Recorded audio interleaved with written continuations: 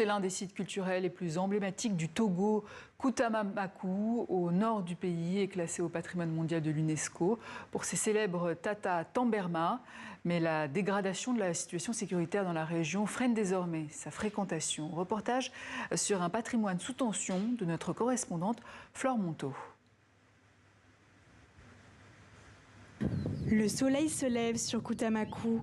L'harmattan balaie les Tata Tamberma, ces impressionnantes maisons forteresses en terre construites dès le XVIIe siècle par le peuple Bata Mariba. Classé au patrimoine mondial de l'UNESCO depuis 2004, le site attire aujourd'hui bien moins de visiteurs. Arrivés de France, ces touristes ont ensuite parcouru près de 500 km vers le nord-est du Togo pour découvrir ce paysage unique, presque seul. Je me sens très privilégiée d'avoir pu visiter cet endroit.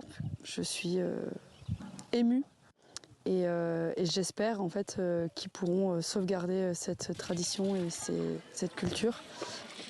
Car derrière la beauté du site, l'inquiétude grandit. La progression des groupes djihadistes dans la région pèse sur la fréquentation. En janvier 2026, une attaque a eu lieu à 150 km de l'autre côté de la frontière béninoise.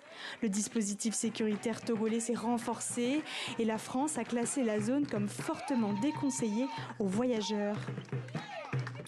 Il faut reconnaître que cette décision constitue un grand manque à gagner pour l'écosystème touristique et aussi pour les populations locales. La menace, on ne peut pas dire qu'elle se fait ressentir jusqu'aujourd'hui, puisque les populations locales y vivent paisiblement.